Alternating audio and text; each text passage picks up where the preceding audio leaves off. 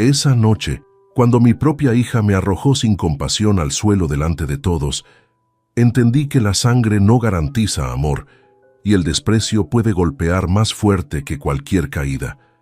El silencio de mi familia fue más ruidoso que 100 gritos y el dolor de ese momento me transformó para siempre. Lo que ningún rostro en esa mesa sospechaba era que el verdadero dueño de sus destinos era el hombre al que hoy reducían a cenizas. Antes de continuar, suscríbete al canal, activa la campanita porque todos los días tenemos nuevas historias. Deja tu like y cuéntanos en los comentarios desde qué ciudad nos estás viendo. Me llamo Rafael Iglesias Moreno y jamás olvidaré la cena de Navidad de 2023 en Madrid. Como cada año, mi hija Beatriz insistió en reunir a toda la familia en la lujosa casa que comparte con su esposo Andrés y sus hijos adolescentes, Pablo y Sara. El ambiente, desde mi llegada, era extrañamente frío, distinto a aquellos inviernos donde la risa y las historias familiares llenaban los rincones y los copos caían suaves sobre la terraza. Sentí las miradas cortantes antes de cruzar el umbral. Beatriz, con ese nuevo aire que adquirió desde que Andrés prosperó en los negocios de construcción, apenas me dirigió la palabra. Mi regalo reposaba intacto sobre una mesita, una caja con fotos antiguas, reliquias de nuestra historia juntos. En el salón principal, Domingo Vidal, el padre de Andrés, dominaba la conversación con su voz potente y sus anécdotas de poder. Marisol, mi exesposa, intercambiaba pocas palabras conmigo, como si la distancia de los años ahora fuera un muro infranqueable. El reloj marcaba las 9 cuando todos tomaron sus sitios alrededor de la mesa. Yo, habituado a sentarme junto a mis nietos cada Navidad, fui bloqueado por Beatriz que, con una expresión dura, me empujó hacia el extremo opuesto. En ese instante, mi cuerpo perdió fuerza y caí estrepitosamente ante la mirada atónita, pero silenciosa, de los Vidal. Andrés apenas hizo un gesto de incomodidad. Los niños se quedaron paralizados y Domingo soltó un comentario ácido. «Este lugar es solo para hombres de valor, señor Iglesias». La humillación ardió en mi carne y en mi memoria, multiplicada por el eco de voces indiferentes y aquel desprecio que, a cada minuto, parecía crecer entre los rostros que alguna vez me llamaron padre, abuelo, esposo o amigo. Aún tirado, notei que ninguém movera um dedo para me ajudar. Nem mesmo minha ex-mulher jogou uma palavra de compaixão. Beatriz apenas murmurou para que todos ouvissem. «Este asiento es de mi suegro. Nadie quería verte aquí».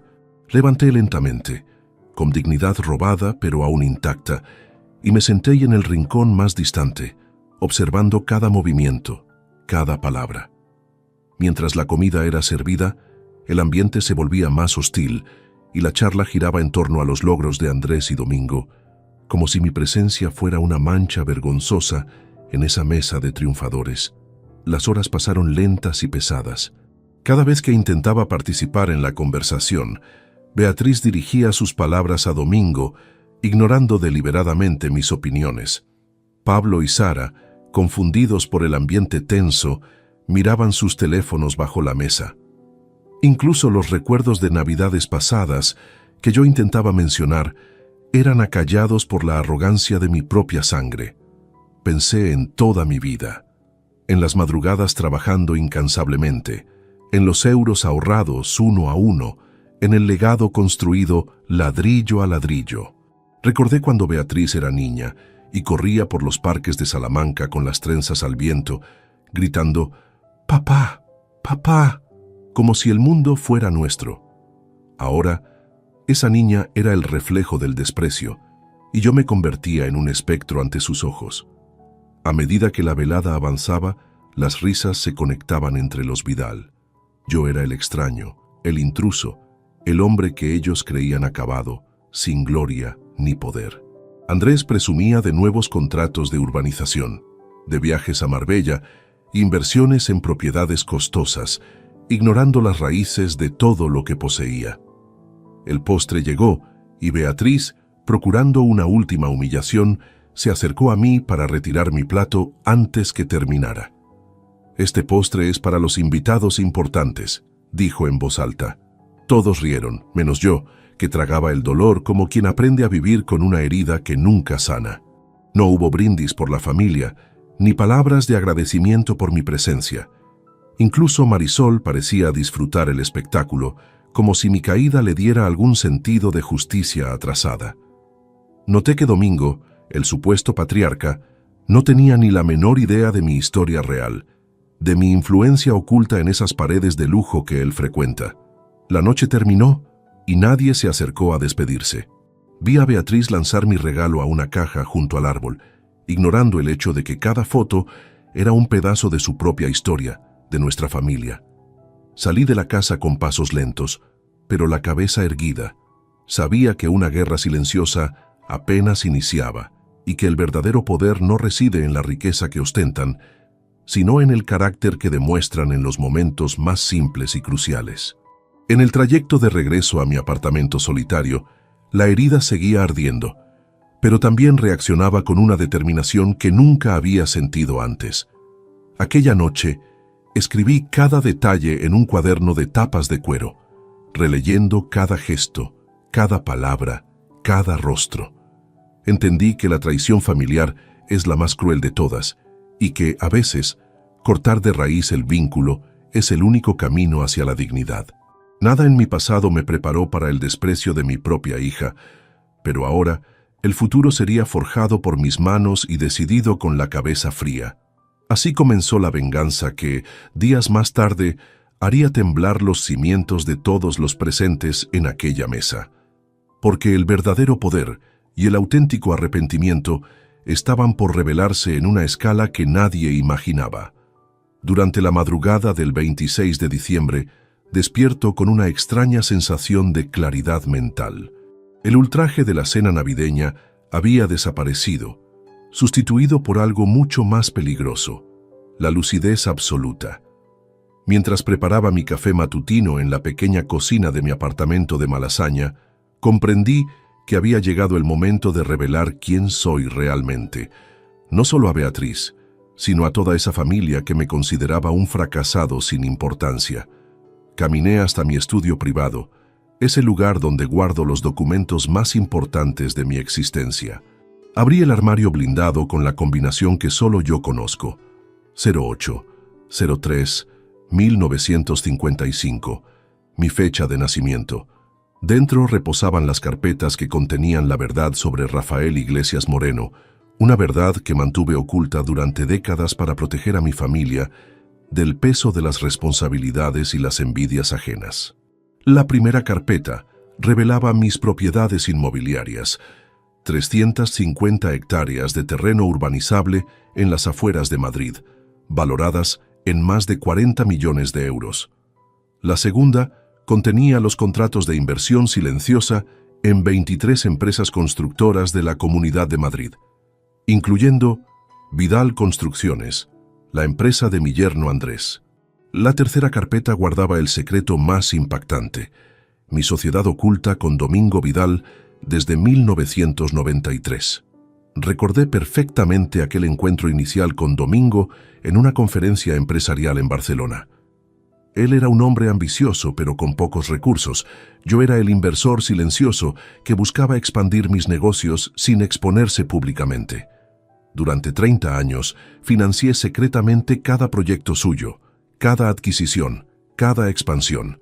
Domingo Vidal nunca supo el rostro completo de su socio capitalista. Todas nuestras transacciones se realizaban a través de intermediarios y sociedades pantalla.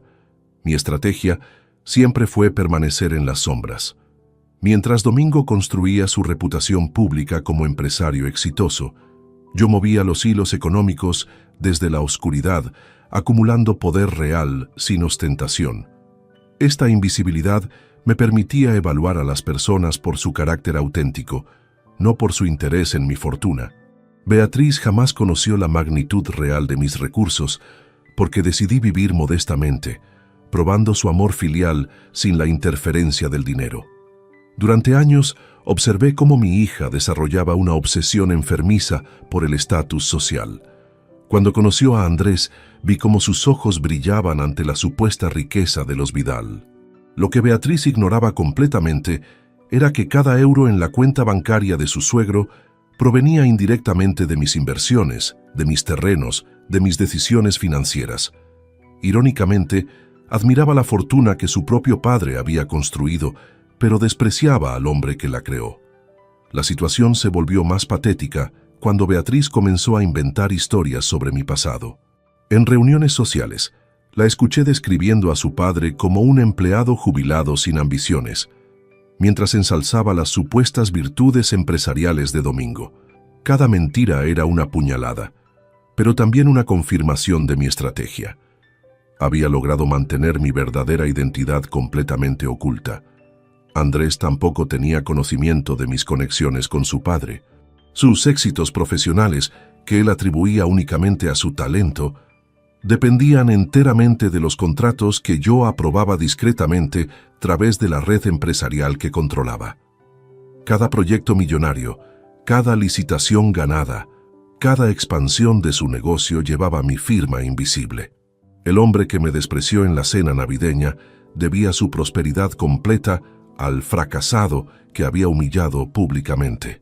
La ironía alcanzaba niveles casi cómicos cuando recordaba las conversaciones familiares donde Domingo presumía de sus logros empresariales delante de mí. Este hombre, que me expulsó de su mesa por considerarme indigno, era esencialmente mi empleado más exitoso, aunque ninguno de los dos lo reconociera abiertamente.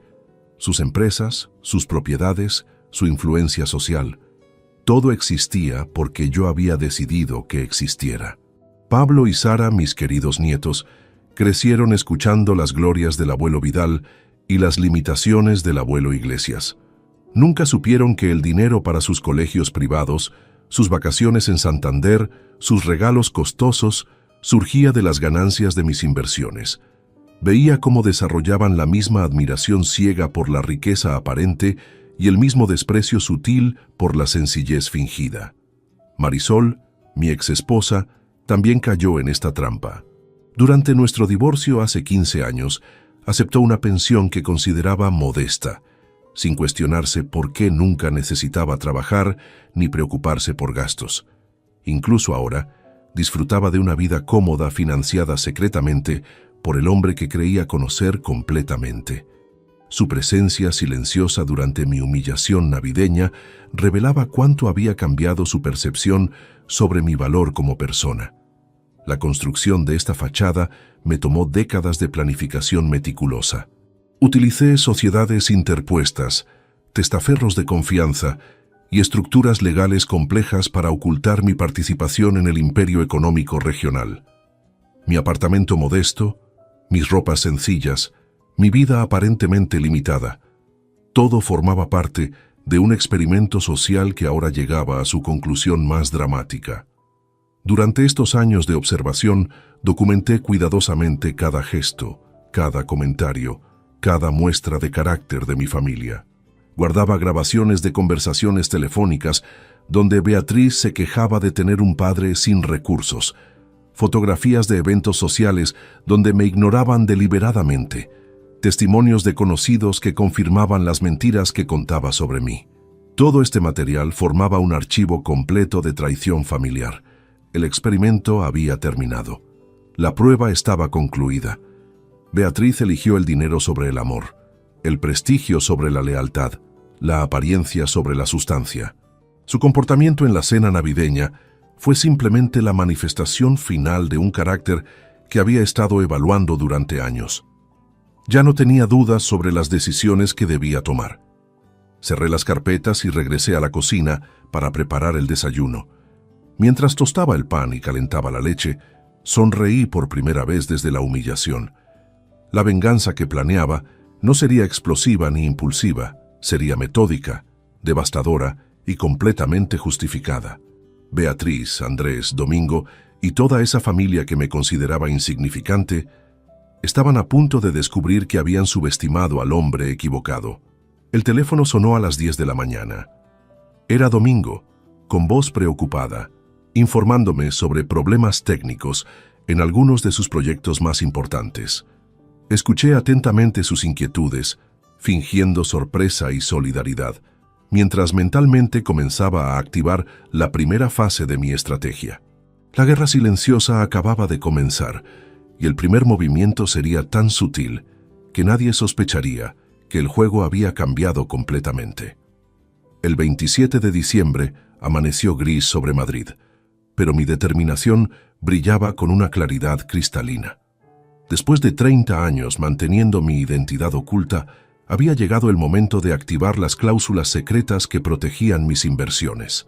Me vestí con mi traje más sobrio, el mismo que usaba para las reuniones importantes que nadie conocía, y me dirigí hacia las oficinas de Mendoza & Asociados, el despacho jurídico que manejaba mis asuntos más delicados. Arturo Mendoza me recibió con la seriedad habitual. Este hombre había sido mi mano derecha legal durante 2 décadas, el único que conocía completamente la extensión de mi imperio financiero. Sus canas plateadas y su mirada penetrante reflejaban años de manejar secretos empresariales que podrían tambalear la economía regional. Cuando le expliqué mi decisión, asintió sin mostrar sorpresa. Había estado esperando este día desde que diseñamos las estructuras de protección. La primera acción fue activar la cláusula de rescisión inmediata en todos los contratos de financiación con Domingo Vidal.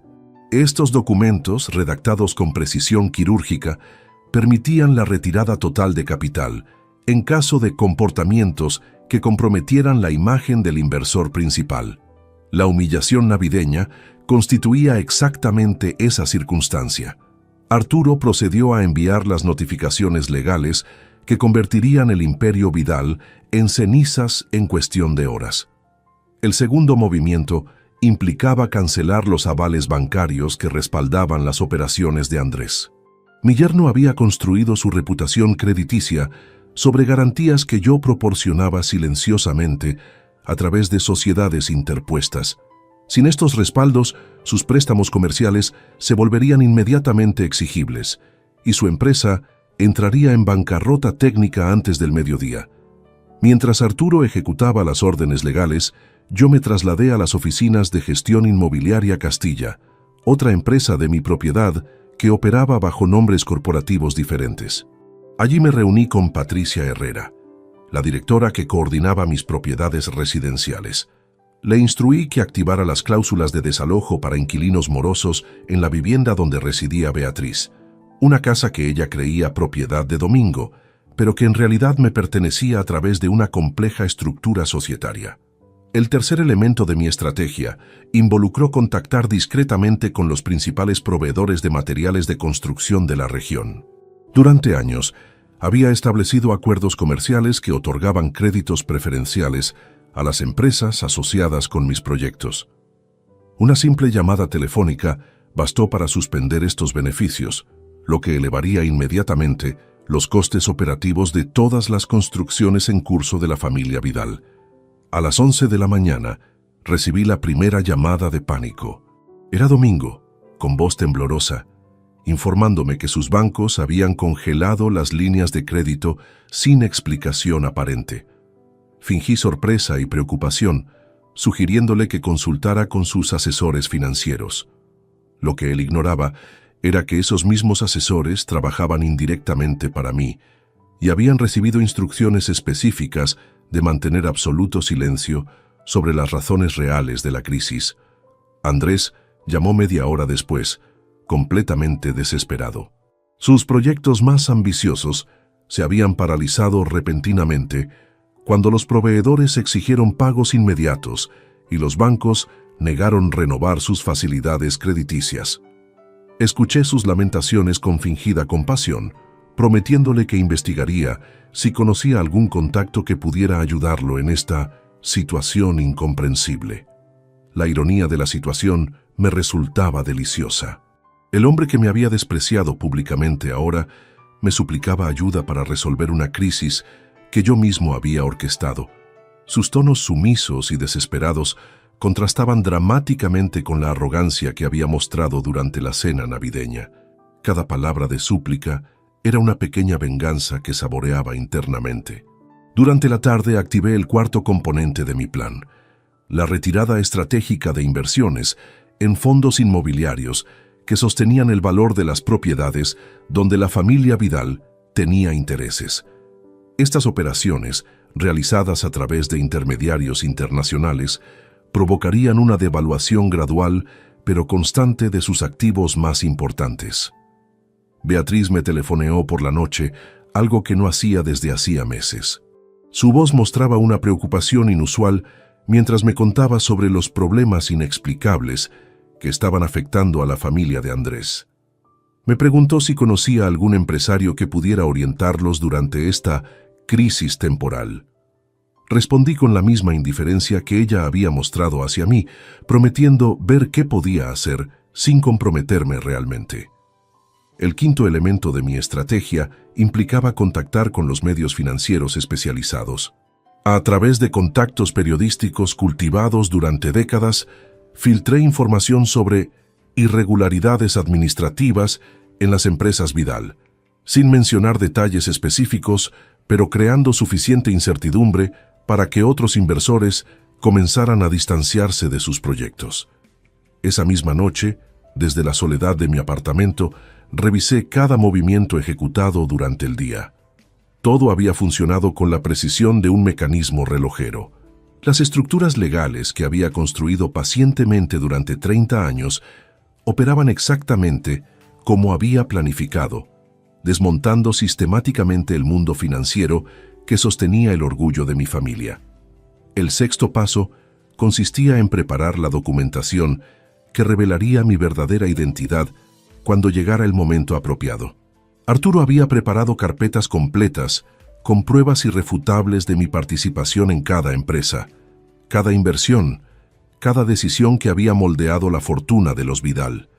Estos documentos permanecerían sellados hasta que decidiera utilizarlos para el golpe final. Mientras preparaba la cena en mi pequeña cocina, reflexioné sobre la velocidad con que se desmoronaba un imperio construido sobre cimientos falsos. Domingo había dedicado décadas a cultivar su imagen de empresario visionario, ignorando que cada ladrillo de su éxito dependía de mi aprobación silenciosa. Ahora, esa misma dependencia se convertía en su talón de Aquiles más vulnerable. La llamada final del día provino de Marisol, mi exesposa, quien había escuchado rumores sobre las dificultades financieras de la familia. Me preguntó si sabía algo sobre la situación, expresando preocupación por el bienestar de Beatriz y los nietos. Le aseguré que investigaría discretamente, manteniendo la fachada de padre preocupado que siempre había representado.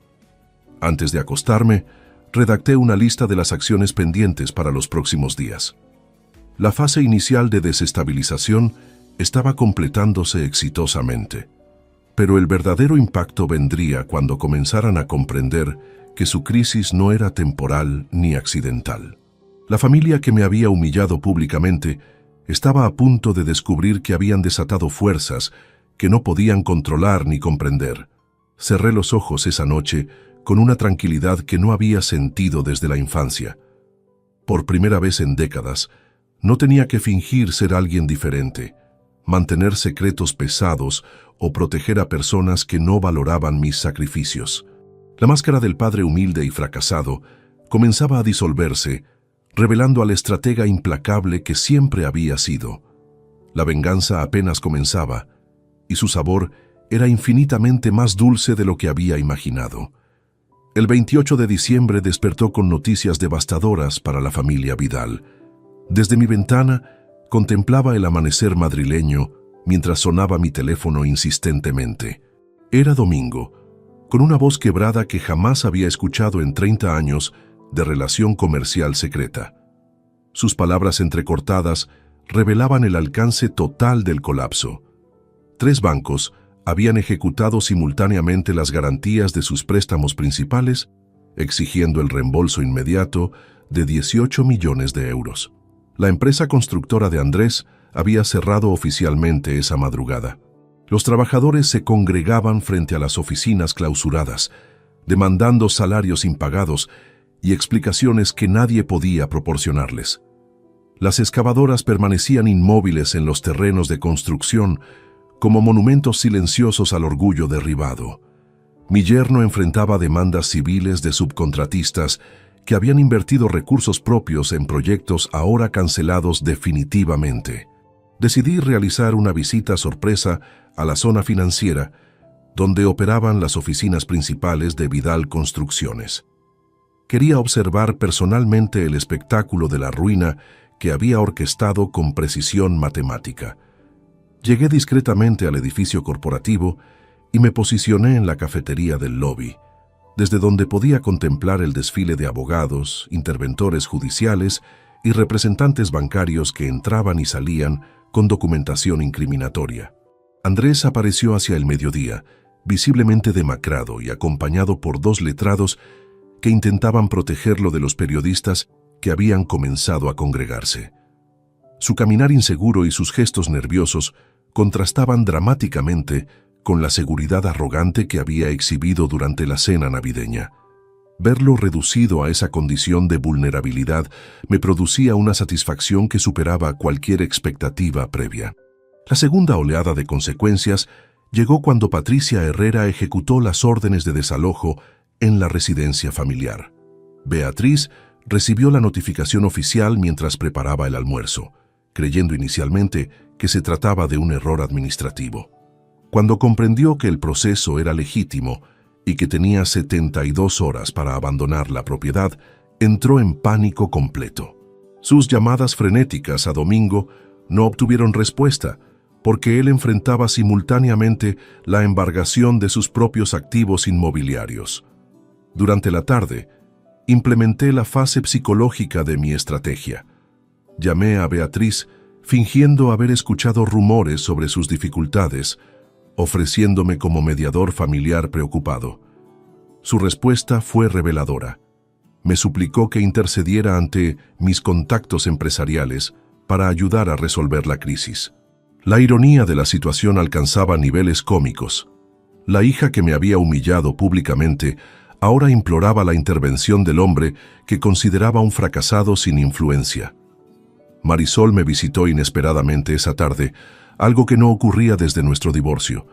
Su expresión mostraba una preocupación genuina mezclada con perplejidad ante la velocidad del desastre familiar. Me explicó que Beatriz había perdido completamente el control emocional, alternando entre crisis de llanto y ataques de ira dirigidos contra enemigos invisibles que supuestamente conspiraban contra la familia. Le aseguré que haría todo lo posible por ayudar, manteniendo mi fachada de padre solidario. Los nietos fueron los primeros en sufrir las consecuencias sociales del escándalo. Pablo llegó a casa llorando, después de que sus compañeros de clase se burlaran de los titulares periodísticos sobre la bancarrota familiar. Sara enfrentaba la humillación de que sus amigas cancelaran invitaciones a fiestas, temiendo la asociación con una familia en desgracia. Estos daños colaterales me causaban cierto remordimiento, pero recordé inmediatamente la indiferencia que habían mostrado durante mi humillación navideña. La tercera fase del colapso involucró a los proveedores internacionales que habían confiado en la solvencia de las empresas Vidal. Compañías alemanas y francesas que suministraban maquinaria especializada iniciaron procesos de recuperación de equipos, convirtiendo los sitios de construcción en campos de batalla legales. Cada camión que retiraba materiales representaba otra herida en el orgullo de una familia que había construido su identidad sobre la ostentación del éxito. Por la noche, recibí una llamada desesperada de Domingo. Su voz temblaba mientras me suplicaba una reunión urgente, mencionando que había descubierto irregularidades en sus contratos de financiación que podrían explicar la crisis súbita. Acepté encontrarme con él al día siguiente, saboreando internamente la anticipación de revelar gradualmente mi participación en su catástrofe. El hombre que me había expulsado de su mesa ahora me rogaba audiencia como si fuera su última esperanza de salvación. La cuarta consecuencia imprevista surgió cuando los empleados despedidos comenzaron a filtrar información comprometedora sobre las prácticas comerciales de ambas empresas. Documentos internos revelaban irregularidades fiscales menores que, aunque no constituían delitos graves, proporcionaban munición adicional para los medios de comunicación ávidos de escándalos empresariales. La reputación profesional que Domingo había cultivado durante décadas se desintegraba públicamente día tras día. Andrés intentó contactarme directamente esa noche, algo que jamás había hecho durante los años de matrimonio con Beatriz. Su mensaje de voz revelaba desesperación absoluta. Había perdido no solo su empresa, sino también la confianza de su padre y el respeto de su esposa. Me pedía consejos sobre estrategias de supervivencia financiera, ignorando completamente que hablaba con el arquitecto de su destrucción. La humildad forzada en su tono me recordaba constantemente su arrogancia navideña. La quinta oleada de consecuencias afectó directamente el estilo de vida al que la familia se había acostumbrado. Los automóviles de lujo fueron embargados, las membresías de clubes exclusivos canceladas y las vacaciones programadas definitivamente suspendidas. Beatriz enfrentaba la realidad de buscar empleo por primera vez en 2 décadas, una perspectiva que la aterrorizaba más que cualquier otra consecuencia del colapso familiar. Mientras cenaba solo en mi apartamento modesto, reflexioné sobre la velocidad vertiginosa con que se había materializado mi venganza. En menos de 48 horas, había convertido un imperio aparentemente sólido en escombros humeantes. Las estructuras financieras que había construido secretamente durante 30 años operaban con la eficiencia de una demolición controlada, eliminando selectivamente cada pilar que sostenía el orgullo de mis enemigos familiares. La sexta dimensión del desastre implicó la pérdida de aliados comerciales que tradicionalmente habían respaldado los proyectos Vidal. Empresarios que antes competían por asociarse con Domingo ahora evitaban cualquier contacto, temiendo que la crisis fuera contagiosa. El aislamiento social se combinaba con la ruina económica, creando un vacío existencial que ninguna cantidad de dinero podría reparar rápidamente. Antes de dormir, preparé mentalmente la estrategia para el encuentro del día siguiente con Domingo. Había llegado el momento de comenzar a revelar gradualmente mi verdadera identidad, disfrutando cada segundo de su comprensión progresiva sobre quién había orquestado realmente su destrucción. La expresión en su rostro cuando descubriera que el fracasado, que había humillado públicamente, era su socio capitalista secreto, valdría décadas de paciencia y planificación meticulosa. La venganza estaba alcanzando su punto más delicioso, y el banquete apenas comenzaba. El 29 de diciembre llegó cargado de expectación. Domingo había solicitado reunirse conmigo en el Hotel Villarreal, un lugar neutral donde creía poder hablar libremente sobre la catástrofe que estaba destruyendo su vida. Me presenté puntualmente a las 10 de la mañana, vistiendo mi atuendo habitual de hombre modesto, mientras él aguardaba en el salón principal con aspecto demacrado y ojos enrojecidos por el insomnio. Sus manos temblaban ligeramente cuando me estrechó la mano, un detalle que no pasó inadvertido para mi observación meticulosa. Comenzó su relato con voz entrecortada, explicándome que había descubierto anomalías inexplicables en sus contratos de financiación. Según sus abogados, existía un inversor fantasma que había retirado simultáneamente todo su capital de múltiples proyectos, provocando el colapso en cadena que estaba viviendo. Me suplicó que utilizara mis modestos contactos para identificar a este misterioso socio capitalista, ofreciéndome una recompensa de 500.000 euros por cualquier información útil que pudiera proporcionarle. La ironía de la situación me resultaba exquisita. El hombre que me había despreciado públicamente durante la cena navideña, ahora me rogaba que lo ayudara a encontrar al arquitecto de su destrucción, ignorando completamente que tenía a su enemigo sentado frente a él, fingiendo compasión y solidaridad. Decidí prolongar su agonía psicológica, haciendo preguntas aparentemente inocentes sobre los detalles específicos de sus acuerdos comerciales secretos. Durante la conversación, Domingo reveló información que confirmaba mis sospechas sobre su verdadero carácter. Admitió haber utilizado fondos de inversión para gastos personales lujosos, justificando estas apropiaciones como compensaciones merecidas por su talento empresarial. También confesó haber manipulado informes financieros para obtener créditos bancarios superiores a los que legalmente correspondían, una práctica que consideraba creatividad contable necesaria para el crecimiento empresarial. Sus revelaciones me proporcionaron munición adicional para las fases posteriores de mi venganza. Cada confesión involuntaria era una admisión de culpabilidad que podría utilizar posteriormente para justificar mis acciones ante cualquier tribunal legal o moral. Mientras él hablaba desesperadamente, yo tomaba notas mentales de cada detalle incriminatorio que podría utilizar para protegerme de futuras acusaciones o demandas judiciales. La segunda parte de nuestro encuentro involucró sus lamentaciones sobre el impacto familiar de la crisis. Me describió cómo Andrés había sufrido una crisis nerviosa completa, encerrándose en su habitación y negándose a hablar con nadie sobre posibles soluciones. Beatriz alternaba entre episodios de histeria y depresión profunda, culpando alternadamente a enemigos imaginarios y conspiraciones empresariales que supuestamente perseguían a la familia injustamente. Domingo también me informó sobre las dificultades que enfrentaban Pablo y Sara en sus centros educativos. Los rumores sobre la bancarrota familiar se habían extendido entre la comunidad escolar, provocando burlas y aislamiento social que afectaban gravemente su rendimiento académico y bienestar emocional. Esta información me causó cierto remordimiento, pero recordé inmediatamente la indiferencia que habían mostrado durante mi humillación navideña. Durante el almuerzo, implementé la primera fase de mi revelación gradual. Mencioné casualmente que había escuchado rumores sobre irregularidades en empresas constructoras madrileñas, sugiriendo que tal vez su crisis formaba parte de una investigación gubernamental más amplia.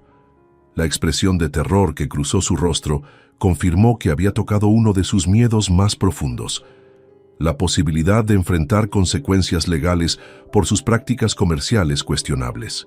La tercera dimensión de nuestro encuentro reveló la extensión del aislamiento social que estaba experimentando.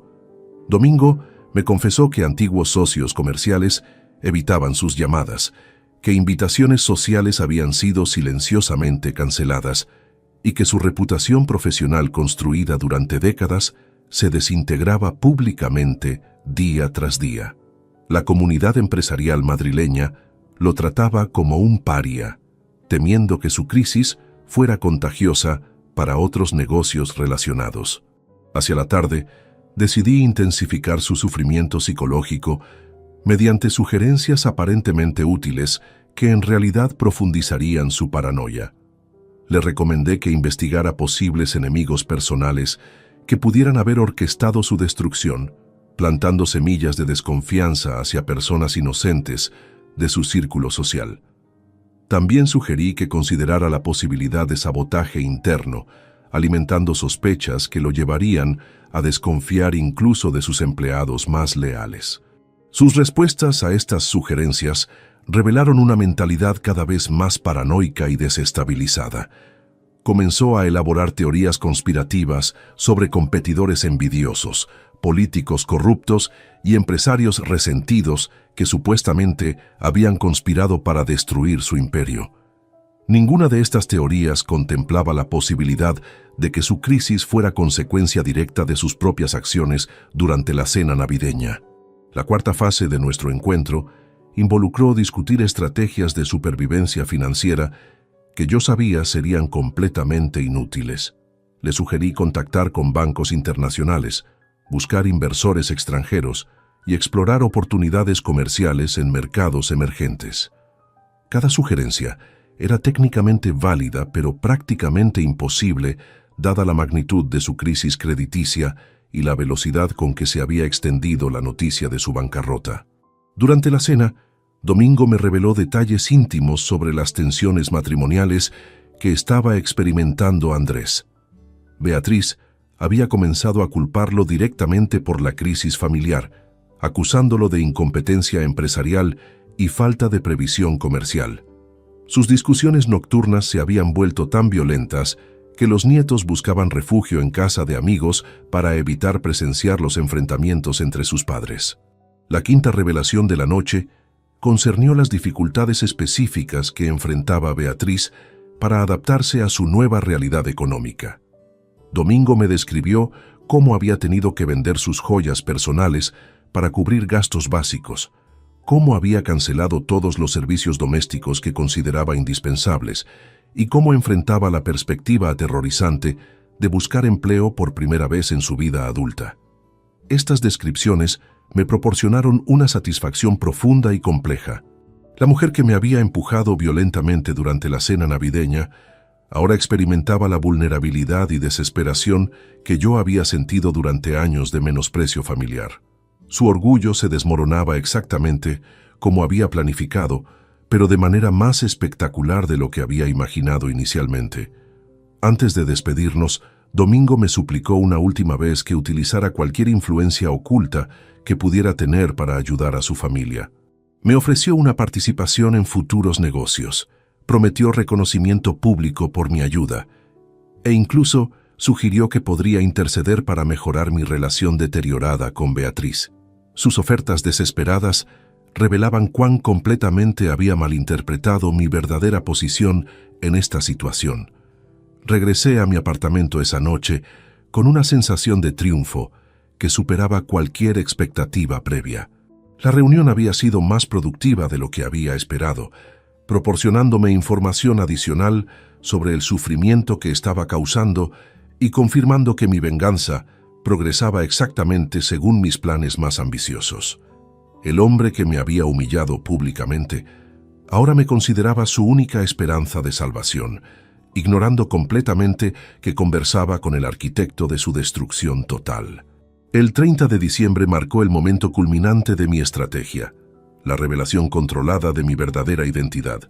Había programado una segunda reunión con Domingo, esta vez en mi oficina privada de la Torre Picasso, un espacio que mantuve secreto durante décadas y que albergaba la documentación completa de mis operaciones financieras. Cuando llegó puntualmente a las 9 de la mañana, su expresión mostró sorpresa al descubrir que yo tenía acceso a un despacho tan elegante y profesional. La decoración austera pero costosa de mi oficina comenzó a sembrar las primeras dudas en su mente. Observé cómo sus ojos recorrían los diplomas enmarcados, las fotografías con personalidades empresariales internacionales y los estantes repletos de documentación legal que evidenciaban décadas de actividad comercial sofisticada. Sus preguntas iniciales sobre cómo había conseguido acceso a estas instalaciones recibieron respuestas evasivas que intensificaron su curiosidad y desconcierto progresivo. Decidí comenzar la revelación mostrándole las carpetas que contenían nuestros contratos de asociación comercial secreta. Su rostro palideció visiblemente cuando reconoció su propia firma en documentos que creía haber firmado con representantes de sociedades anónimas extranjeras. Lentamente, comenzó a comprender que el modesto jubilado que tenía enfrente era en realidad el inversor fantasma que había financiado sus éxitos durante 3 décadas completas. La segunda fase de la revelación involucró mostrarle fotografías de nuestras reuniones comerciales anteriores, donde aparecíamos juntos discutiendo estrategias de inversión y expansión empresarial. En esas imágenes, tomadas por mis asistentes durante encuentros que él creía confidenciales, se evidenciaba claramente mi participación activa en decisiones que habían moldeado su carrera profesional. Su expresión transitó rápidamente del desconcierto al horror cuando comprendió las implicaciones completas. Domingo intentó inicialmente negar la evidencia, argumentando que debía existir alguna confusión o malentendido en la documentación. Sin embargo, cuando le mostré los registros bancarios que detallaban cada transferencia de capital que había realizado a sus cuentas empresariales, su resistencia psicológica se desmoronó completamente. Las cifras eran irrefutables: 43 millones de euros transferidos directamente desde mis sociedades a sus proyectos durante los últimos 30 años. La tercera dimensión de mi revelación concernió los mecanismos específicos que había utilizado para mantener mi identidad oculta. Le expliqué cómo había operado a través de testaferros profesionales, sociedades interpuestas domiciliadas en paraísos fiscales y estructuras legales complejas que habían permitido financiar su imperio sin exponerse públicamente. Cada detalle técnico que proporcionaba profundizaba su comprensión sobre la sofisticación de mi engaño y la magnitud de su dependencia económica. Sus primeras palabras coherentes después del shock inicial fueron súplicas desesperadas de perdón.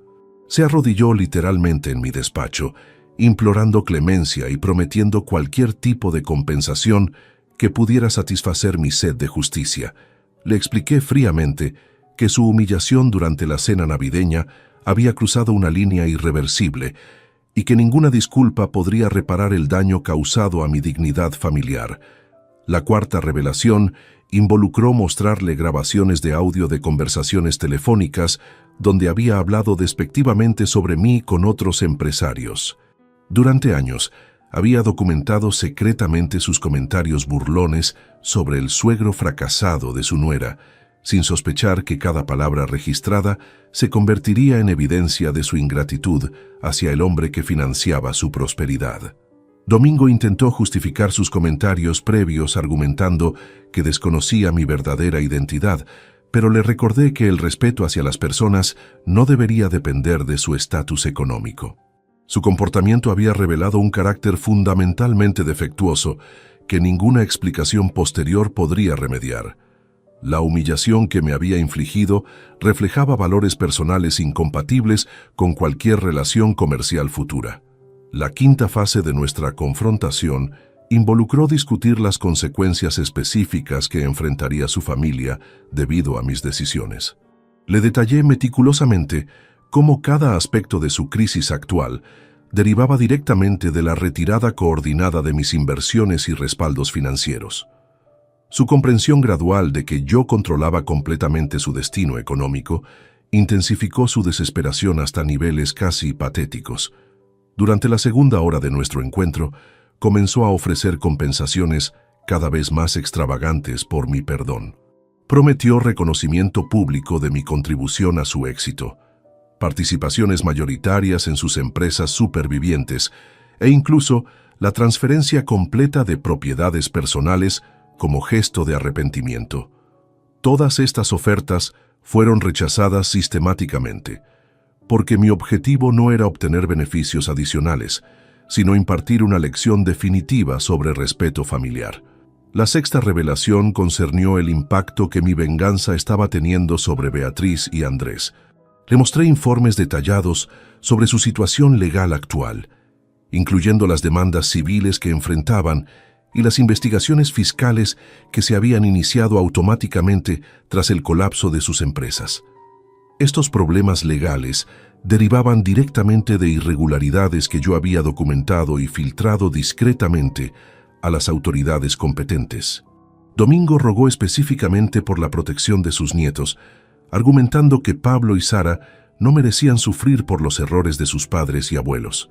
Esta súplica tocó momentáneamente mi conciencia, pero recordé inmediatamente la indiferencia que habían mostrado durante mi humillación navideña.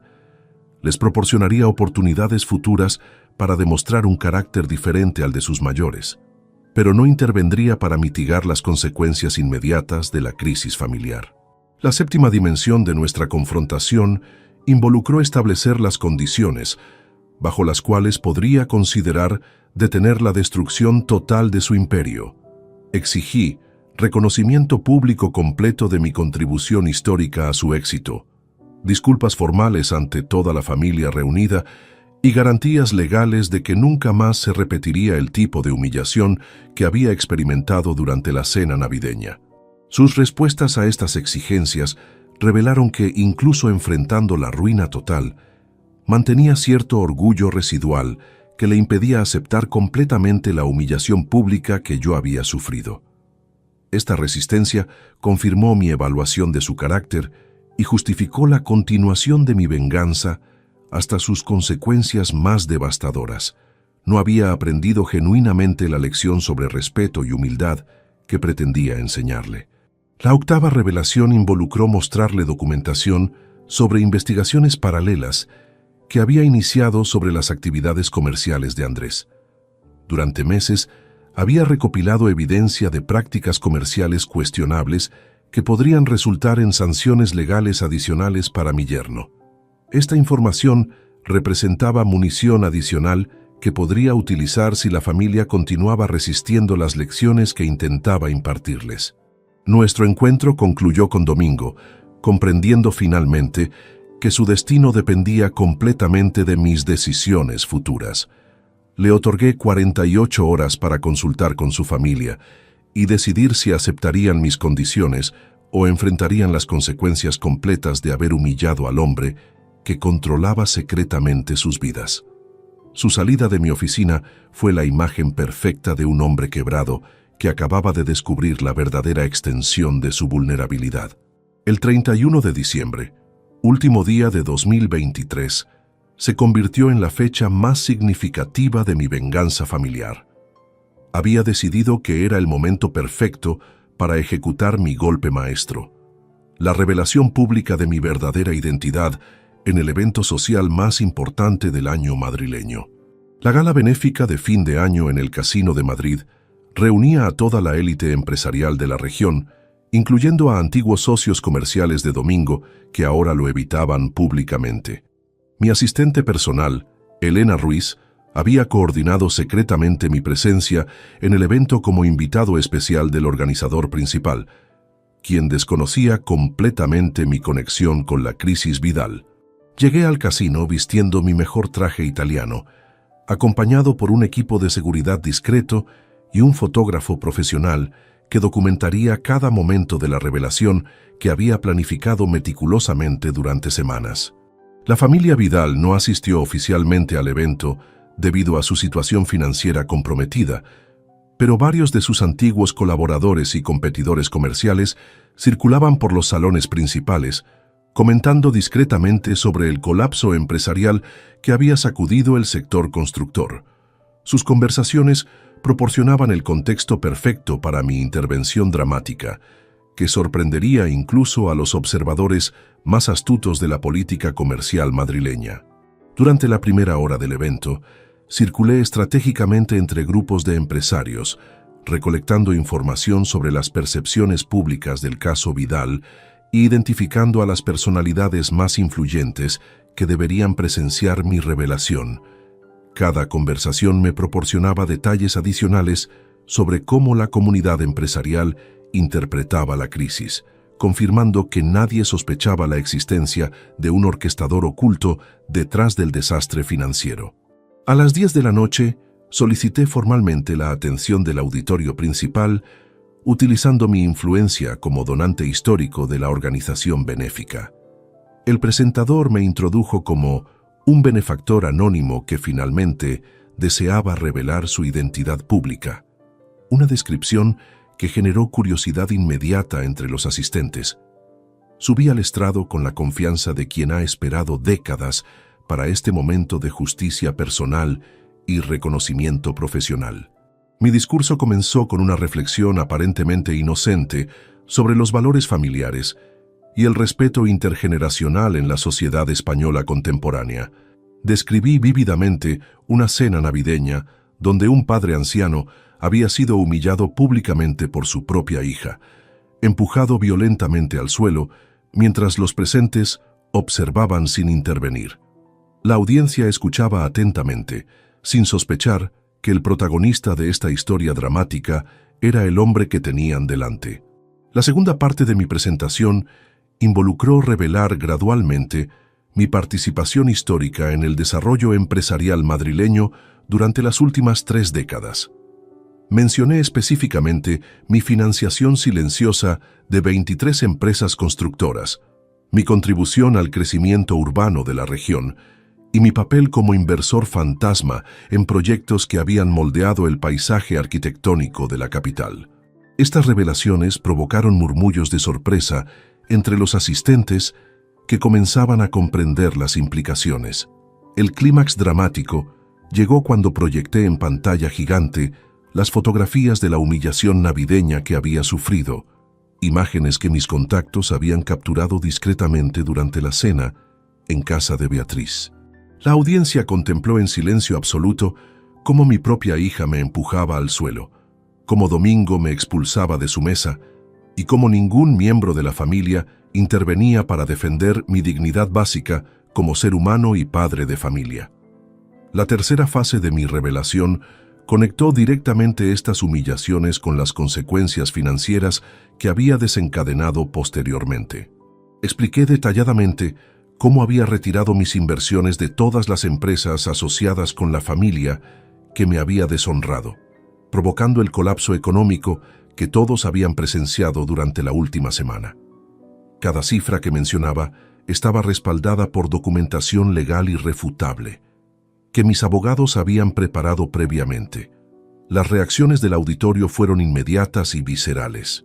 Varios empresarios que habían comentado burlonamente sobre la incompetencia de Domingo ahora comprendían que habían sido testigos de una venganza comercial sofisticada, ejecutada por un hombre cuya influencia económica habían subestimado completamente.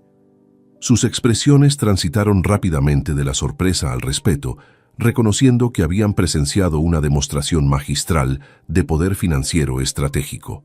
La cuarta dimensión de mi presentación involucró mostrar evidencia documental de mi verdadero patrimonio y extensión empresarial. Los números proyectados en pantalla revelaron un imperio financiero valorado en más de 200 millones de euros, construido discretamente durante décadas de inversiones inteligentes y alianzas comerciales calculadas.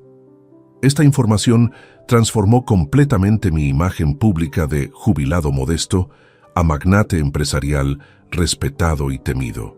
Durante los siguientes 30 minutos, detallé específicamente mi participación histórica en el éxito de Domingo Vidal, mostrando contratos firmados, transferencias bancarias documentadas y correspondencia comercial que probaba irrefutablemente mi papel como arquitecto silencioso de su prosperidad aparente. Cada documento presentado intensificaba el impacto dramático de mi revelación y la comprensión del auditorio sobre la magnitud del error de juicio que había cometido la familia Vidal. La quinta fase de mi discurso abordó las lecciones morales que esperaba transmitir a través de mi venganza pública. Enfaticé que el respeto familiar no debería depender del estatus económico aparente y que la humillación de padres ancianos representaba una degradación moral inaceptable en cualquier sociedad civilizada. Mi historia personal se convirtió en una parábola sobre valores familiares, justicia poética y las consecuencias inevitables de la ingratitud filial. Las preguntas del auditorio durante la sesión final revelaron el impacto profundo de mi revelación en la percepción pública del caso Vidal. Periodistas especializados en economía solicitaron entrevistas exclusivas para profundizar en las implicaciones del escándalo, mientras empresarios competidores expresaron admiración por la elegancia estratégica de mi venganza comercial. Mi transformación de víctima humillada a estratega respetado había sido completada públicamente. La sexta consecuencia inmediata de mi revelación involucró el impacto mediático que se desencadenó durante las horas siguientes. Las redes sociales amplificaron rápidamente la historia del padre vengativo que había destruido económicamente a la familia que lo humilló, convirtiendo mi caso en un fenómeno viral que trascendía el ámbito empresarial madrileño. Los hashtags relacionados con justicia familiar y respeto intergeneracional comenzaron a trending topic nacional. El evento concluyó con un reconocimiento espontáneo del auditorio hacia mi trayectoria empresarial y mi dignidad personal recuperada. Varios líderes industriales se acercaron para expresar admiración por mi paciencia estratégica y para solicitar oportunidades de colaboración comercial futura.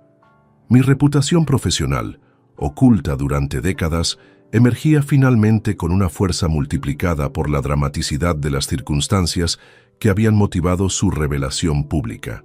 Regresé a mi apartamento esa madrugada, sabiendo que había ejecutado perfectamente la venganza más sofisticada y justificada de mi existencia. La familia que me había humillado públicamente durante la Navidad ahora enfrentaba no solo la ruina económica, sino también el escarnio social de una comunidad que comprendía completamente las razones de mi retaliación. El año nuevo comenzaría con una realidad completamente transformada para todos los protagonistas de esta historia de traición y justicia familiar. El 1 de enero de 2024 amaneció con las consecuencias devastadoras de mi revelación pública extendiéndose como ondas sísmicas a través de Madrid.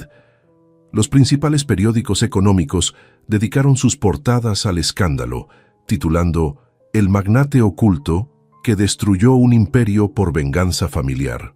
Las redes sociales servían con debates sobre justicia filial, mientras programas matutinos de televisión analizaban obsesivamente cada detalle de mi historia dramática.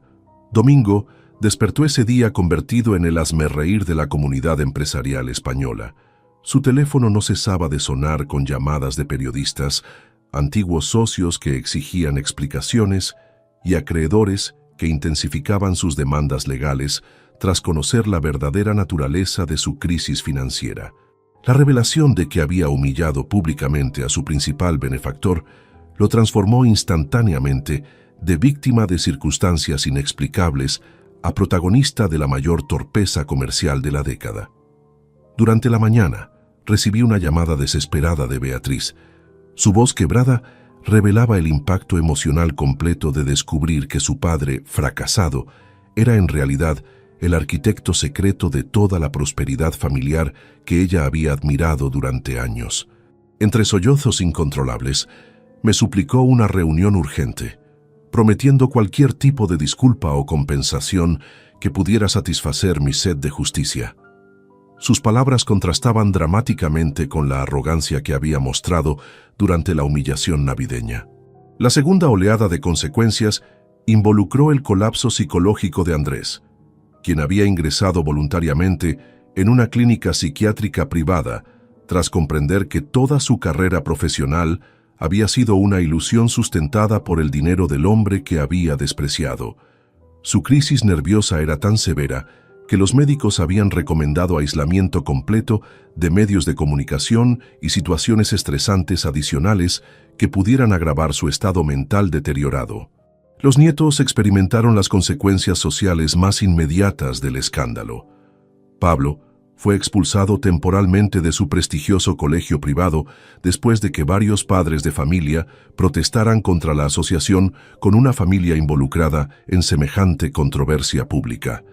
Sara enfrentaba bullying sistemático de compañeras que la ridiculizaban con memes virales basados en la humillación televisada de su abuelo paterno durante la cena navideña. Durante la tarde, Domingo apareció inesperadamente en mi edificio de apartamentos, acompañado únicamente por un abogado nervioso que intentaba mediar en una situación que había trascendido cualquier marco legal convencional. Su aspecto físico revelaba el impacto devastador de las últimas 24 horas. Ojeras profundas, temblor en las manos y una postura encorvada que contrastaba dramáticamente con la arrogancia que había exhibido durante nuestros encuentros anteriores. Su primera acción fue arrodillarse literalmente en el pasillo de mi edificio, implorando perdón ante la mirada atónita de vecinos que reconocían su rostro por las noticias matutinas. Las lágrimas que derramaba eran genuinas, producto de la comprensión completa sobre la magnitud de su error de juicio y las consecuencias irreversibles que había desencadenado para toda su descendencia. Esta humillación pública voluntaria superaba incluso mis expectativas más ambiciosas de venganza.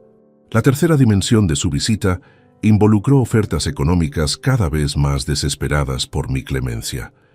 Me propuso transferir la propiedad completa de sus activos supervivientes, incluyendo su residencia familiar y las acciones que aún conservaba en empresas menores. También ofreció trabajar gratuitamente como empleado de mis empresas, renunciando a cualquier orgullo profesional residual a cambio de detener la destrucción sistemática que había desencadenado contra su linaje familiar. Sin embargo, mis condiciones para considerar cualquier tipo de reconciliación habían evolucionado beyond simple compensación económica.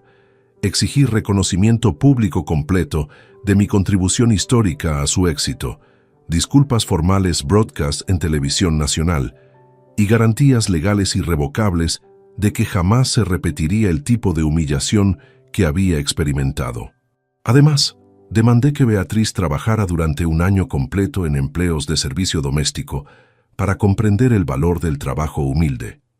La cuarta consecuencia del día involucró la reacción de Marisol, mi exesposa, quien había permanecido silenciosa durante la crisis, pero ahora enfrentaba preguntas incómodas sobre su conocimiento de mi verdadero estatus económico durante nuestro matrimonio. Los medios especulaban sobre la posibilidad de que hubiera participado en mantener mi identidad secreta, mientras ella negaba categóricamente cualquier participación en mis estrategias comerciales ocultas. Durante la noche, los abogados de Domingo presentaron una propuesta formal de liquidación que incluía reconocimiento legal completo de mi propiedad sobre 80% de los activos que habían sostenido el Imperio Vidal durante 3 décadas. Este documento representaba la rendición oficial de un hombre que finalmente comprendía la extensión real de su dependencia económica y la futilidad de resistir mis demandas de justicia reparadora. La quinta oleada de repercusiones afectó a empleados y subcontratistas que habían dependido indirectamente del ecosistema empresarial que yo había financiado secretamente. Cientos de trabajadores enfrentaban desempleo inmediato, mientras pequeñas empresas familiares que suministraban materiales a los proyectos Vidal se declaraban en suspensión de pagos. Estas consecuencias colaterales me causaron cierto remordimiento, pero recordé que derivaban directamente de la decisión de humillarme públicamente durante la cena navideña. Los medios internacionales comenzaron a cubrir la historia como un caso de estudio sobre poder económico oculto y venganza comercial sofisticada.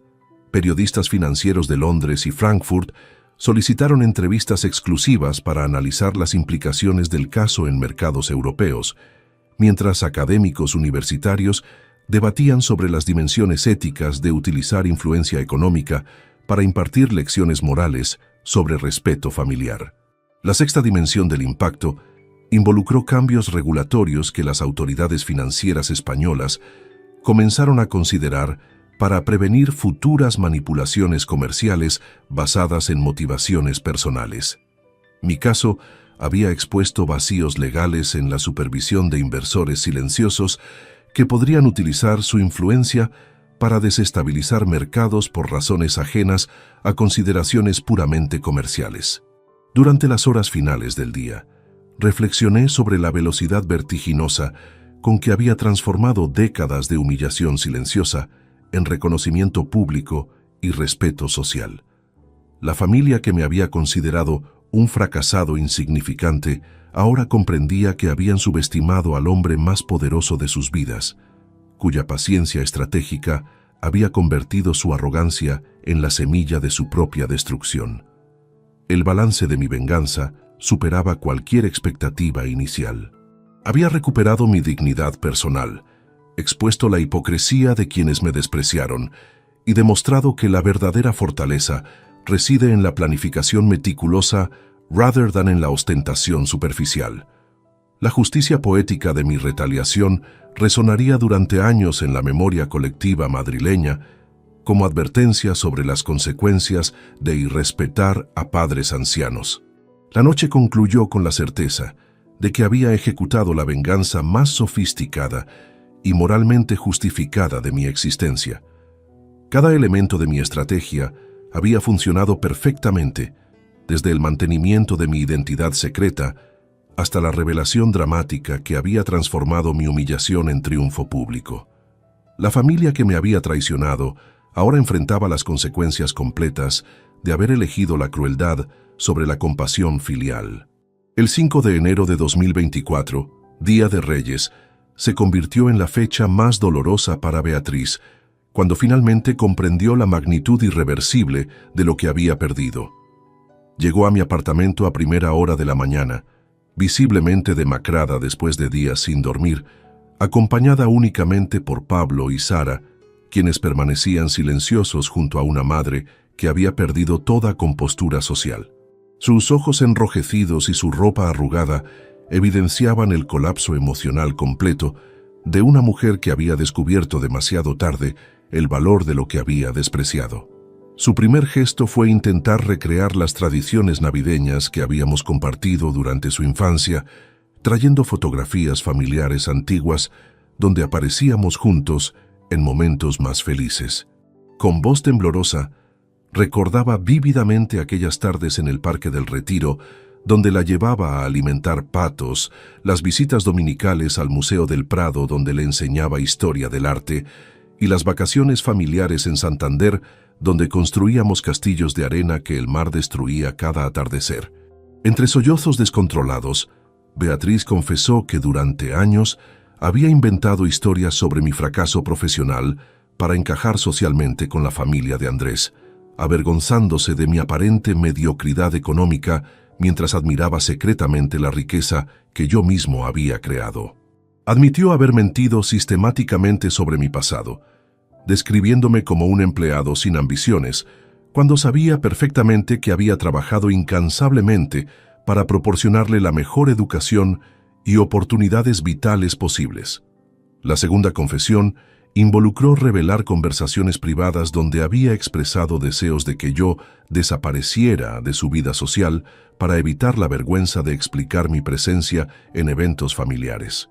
Estas admisiones voluntarias superaron incluso mis expectativas más pesimistas sobre su ingratitud filial, confirmando que mi venganza estaba completamente justificada por años de traición emocional que habían culminado en la humillación navideña.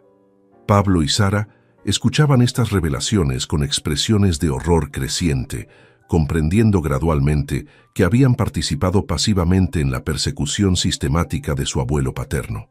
Sus rostros reflejaban culpabilidad genuina, mientras recordaban episodios donde habían ignorado mis intentos de conexión generacional, prefiriendo la compañía de Domingo porque asociaban su presencia con regalos costosos y experiencias lujosas que yo aparentemente no podía proporcionarles. Durante la segunda hora de nuestra confrontación, Beatriz reveló detalles íntimos sobre las discusiones matrimoniales que había tenido con Andrés sobre mi participación en eventos familiares. Describió cómo habían debatido estrategias para minimizar mi presencia en celebraciones importantes, considerando mi compañía como una carga social que comprometía su imagen ante la familia Vidal.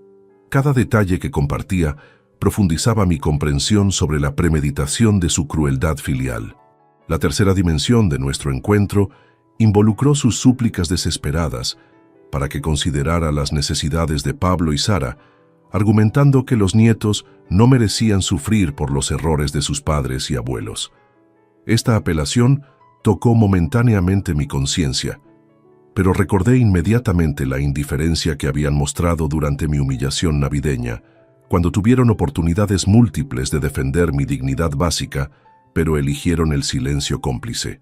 Beatriz ofreció trabajar en cualquier empleo que yo considerara apropiado, incluyendo servicio doméstico o limpieza comercial, con tal de demostrar su arrepentimiento genuino y su disposición a comprender el valor del trabajo humilde. También prometió reconocimiento público completo de mi contribución a su educación y bienestar, renunciando a cualquier orgullo residual que pudiera obstaculizar una reconciliación potencial entre nosotros. La cuarta revelación de la mañana concernió las dificultades económicas específicas que estaba experimentando después del colapso familiar. Me describió detalladamente cómo había vendido sus joyas personales para comprar comida básica, cómo había perdido todas sus amistades superficiales que dependían de su estatus social anterior, y cómo enfrentaba la perspectiva aterrorizante de criar a sus hijos sin ningún tipo de respaldo financiero o emocional. Sus lágrimas se intensificaron cuando reconoció que había destruido la relación más importante de su existencia por vanidad social y ambición material. Admitió que durante años había valorado más la aprobación de extraños que el amor incondicional de su padre, una confesión que revelaba la profundidad de su transformación personal después de experimentar las consecuencias devastadoras de sus decisiones anteriores. Durante la tercera hora, Pablo finalmente encontró valor para hablar directamente conmigo. Con voz quebrada por la emoción, se disculpó por años de indiferencia hacia mis intentos de conexión, reconociendo que había preferido la compañía de Domingo porque lo asociaba con privilegios materiales rather than con amor genuino. Su arrepentimiento parecía auténtico, pero llegaba demasiado tarde para modificar las decisiones irrevocables que había tomado sobre el futuro de nuestra familia. Sara también expresó remordimiento por haber participado en la humillación navideña, a través de su silencio pasivo cuando presenciaba mi sufrimiento.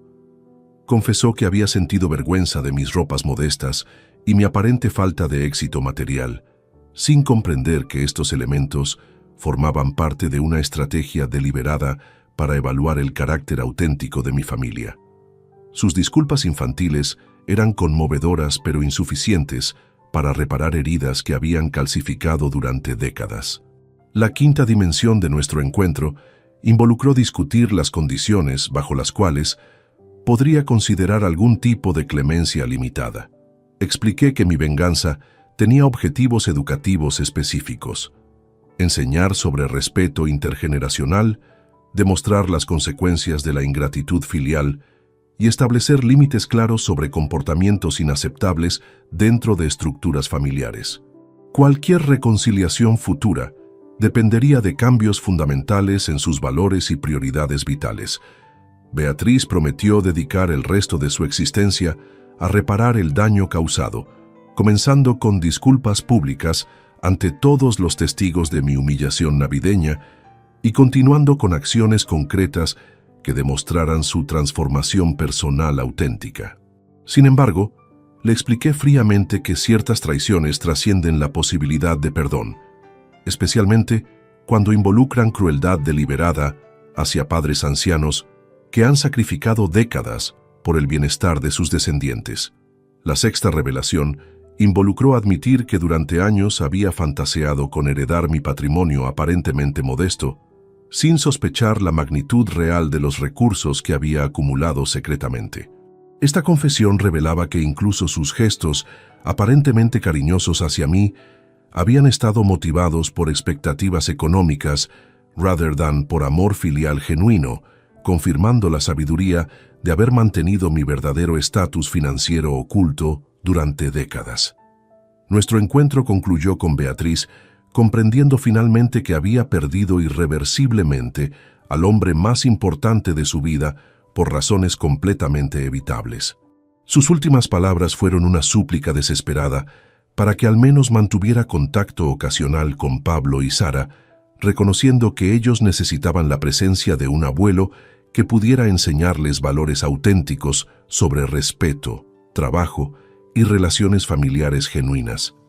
Después de que se marcharon, permanecí en silencio durante horas, reflexionando sobre la complejidad emocional de haber ejecutado una venganza que había superado mis expectativas más ambiciosas.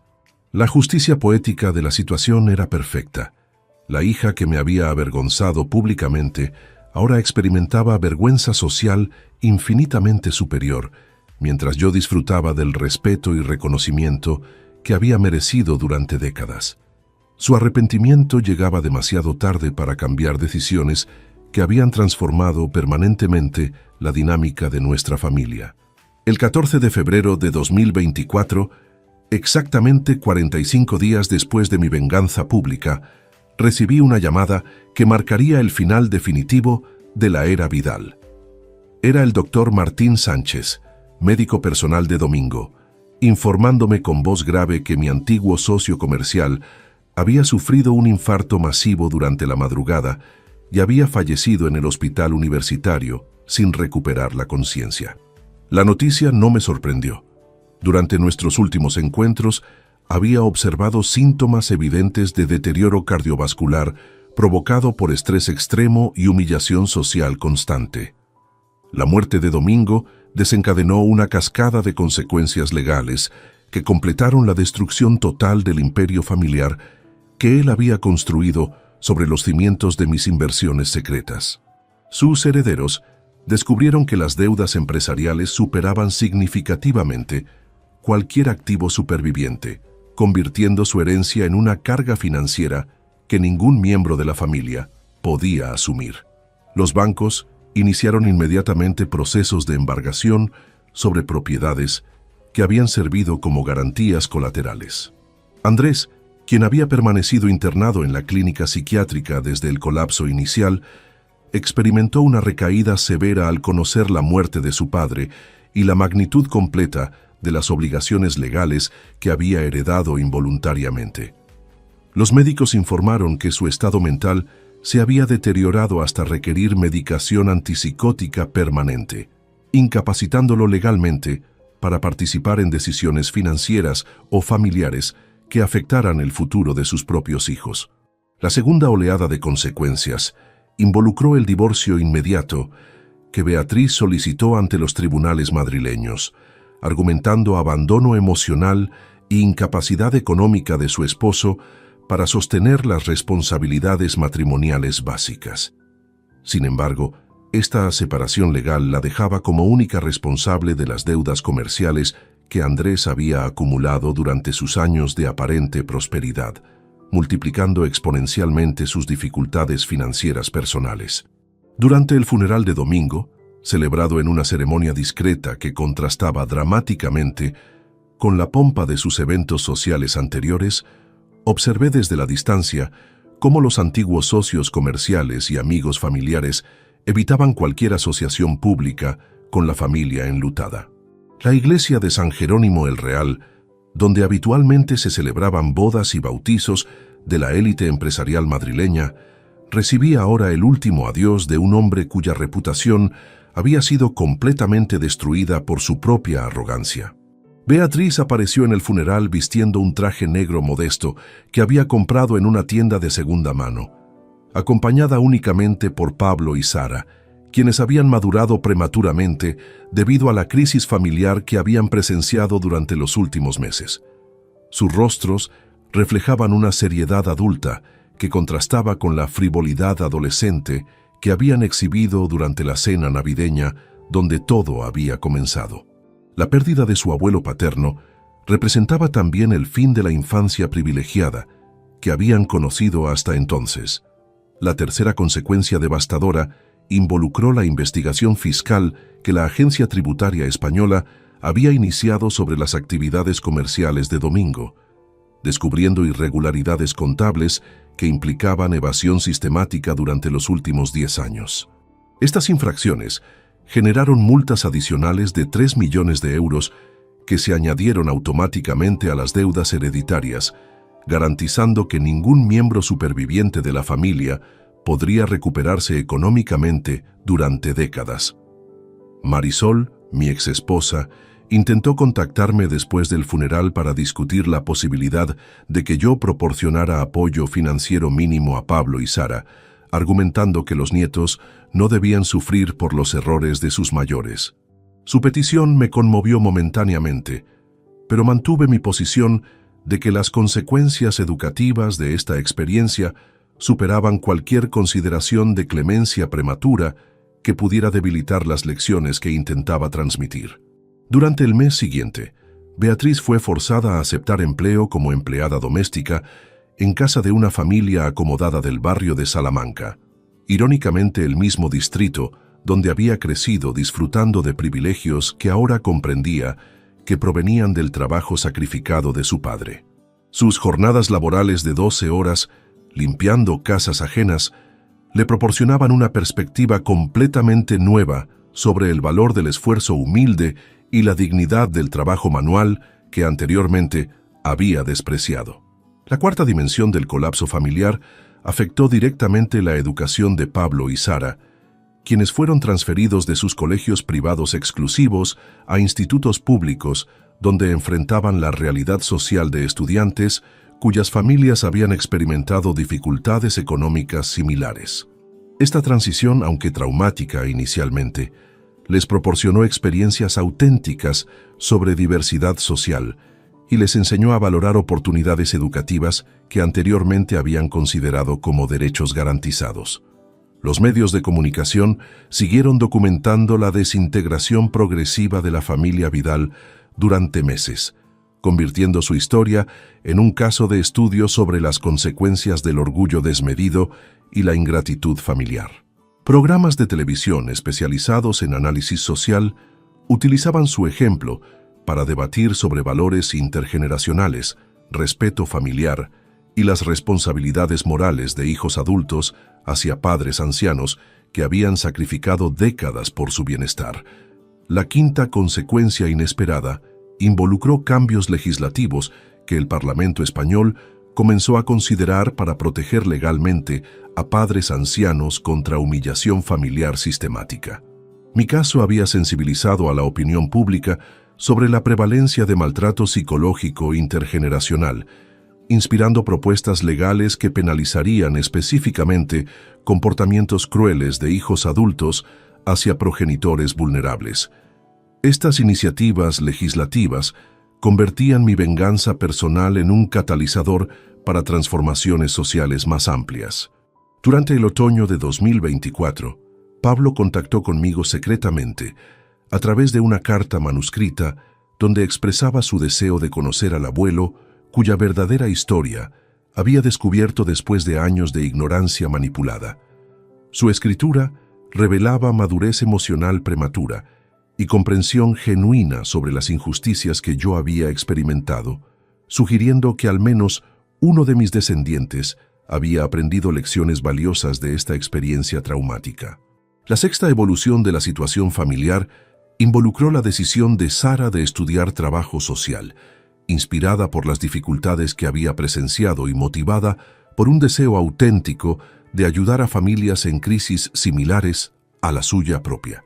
Esta elección vocacional representaba una transformación fundamental de valores, transitando de la superficialidad material que había caracterizado su infancia hacia un compromiso social genuino con causas humanitarias significativas.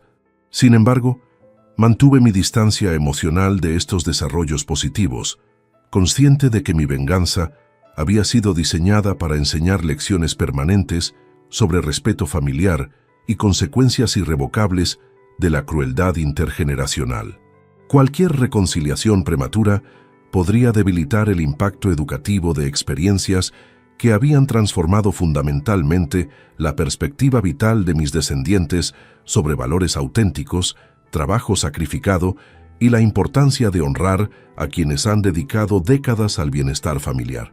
El año concluyó con Beatriz viviendo en un apartamento modesto del extrarradio madrileño, sosteniendo económicamente a sus hijos a través del trabajo doméstico que anteriormente había considerado degradante. Su transformación personal era evidente.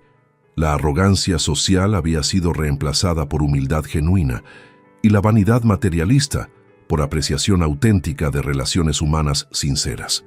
No obstante, estas mejoras llegaban demasiado tarde para modificar las decisiones irrevocables que había tomado sobre el futuro de nuestra relación familiar. 2 años después, el 25 de diciembre de 2025, contemplo desde la terraza de mi finca en Toledo cómo el sol invernal acaricia los olivares que se extienden hasta el horizonte. Esta propiedad de 200 hectáreas, que adquirí discretamente hace 3 décadas, se había convertido en mi refugio definitivo después de ejecutar la venganza más sofisticada de mi existencia. La tranquilidad de este paisaje castellano contrastaba dramáticamente con el tumulto emocional que había caracterizado los últimos años de mi vida familiar en Madrid.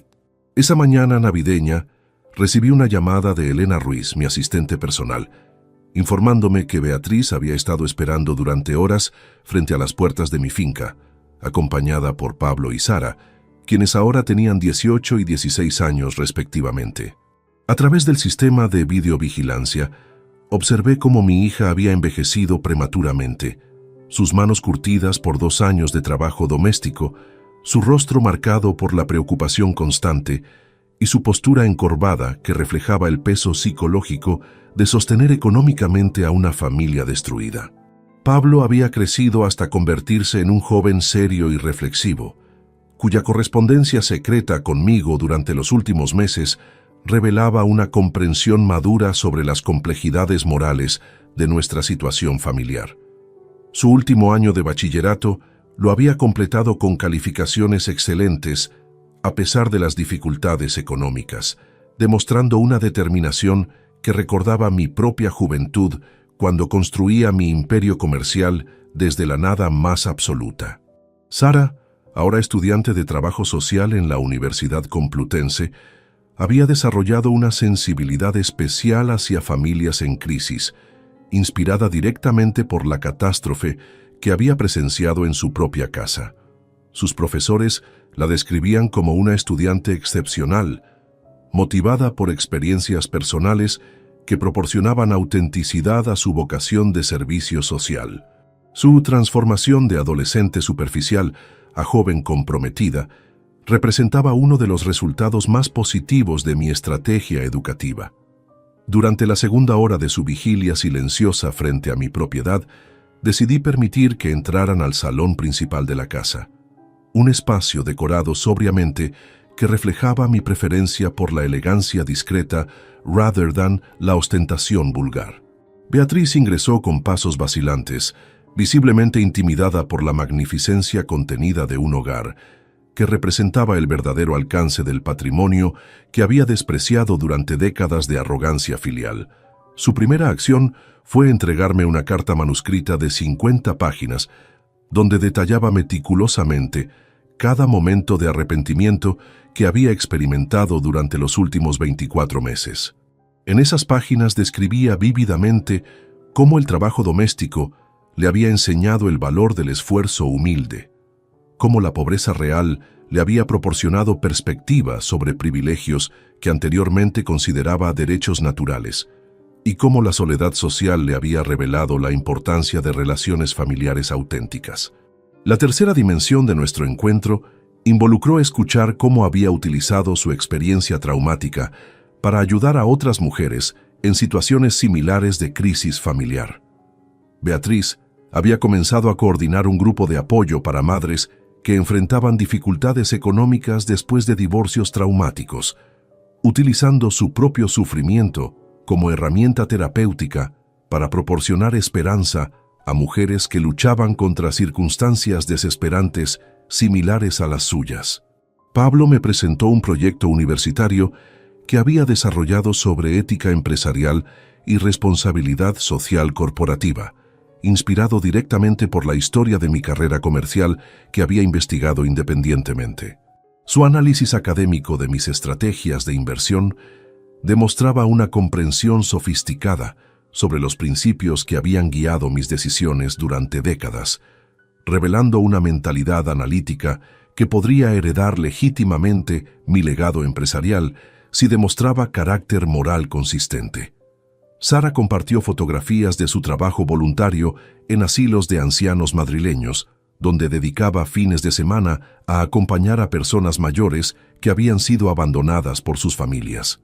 Su compromiso con esta causa representaba una reparación simbólica por la humillación que yo había experimentado, demostrando que había internalizado lecciones fundamentales sobre respeto intergeneracional y dignidad de personas mayores vulnerables. Durante la cuarta hora de nuestro encuentro, Beatriz reveló detalles específicos sobre su transformación personal que habían escapado a mi observación distante.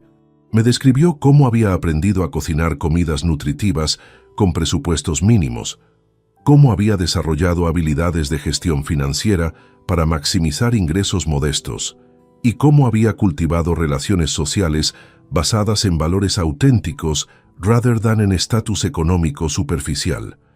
La quinta revelación concernió las dificultades específicas que había enfrentado Andrés durante su recuperación psiquiátrica. Después de 18 meses de tratamiento intensivo, había logrado estabilidad mental suficiente para asumir responsabilidades básicas, pero su carrera profesional había quedado irreversiblemente destruida. Actualmente, trabajaba como dependiente en una ferretería del extrarradio, ganando salarios que apenas cubrían sus gastos médicos continuos y su modesta contribución al sostén de los hijos que veía ocasionalmente.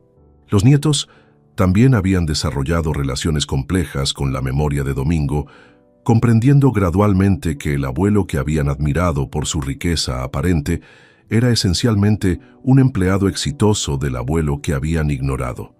Esta reinterpretación de su historia familiar les había proporcionado lecciones valiosas sobre la diferencia entre éxito auténtico y prosperidad dependiente de fuentes externas no reconocidas.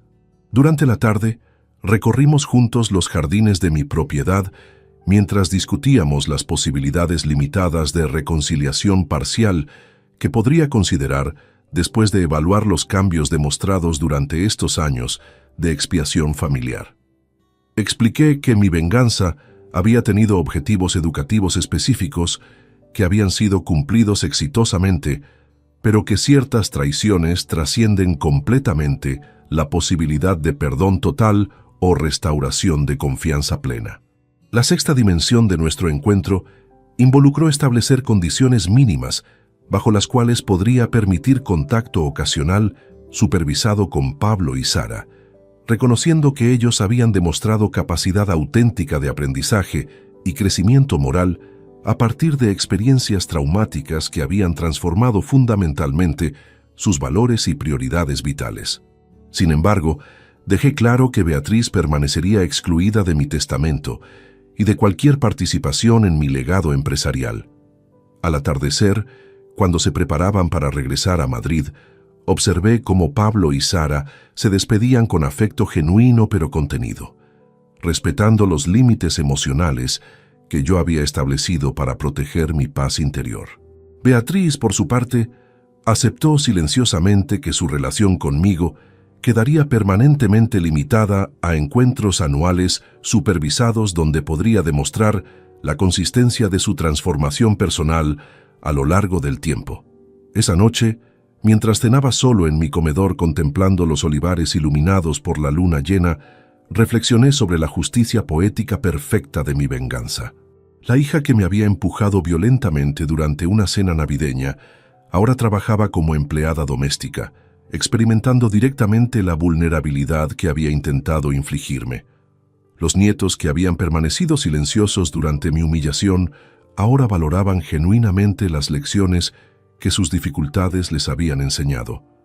Mi soledad actual no representaba aislamiento, sino liberación de relaciones tóxicas que habían contaminado décadas de mi existencia. La tranquilidad de esta finca, el respeto de la comunidad empresarial que finalmente conocía mi verdadera contribución económica y la satisfacción de haber impartido lecciones morales duraderas constituían una venganza más dulce que cualquier reconciliación superficial que comprometiera la integridad de los principios que había defendido. El legado de mi historia trasciende nuestras circunstancias familiares específicas. Se había convertido en una parábola contemporánea sobre respeto intergeneracional, consecuencias de la ingratitud filial y el poder transformador de la justicia poética bien ejecutada. Cada familia que conocía mi caso comprendía que los padres ancianos merecen dignidad básica, independientemente de su estatus económico aparente, y que la crueldad hacia progenitores vulnerables inevitablemente genera consecuencias devastadoras para quienes la practican. Si te gustó esta historia, dale like al video, suscríbete al canal y comparte tus impresiones en los comentarios. Para escuchar la próxima historia, haz clic en la caja de la izquierda. Gracias por vernos.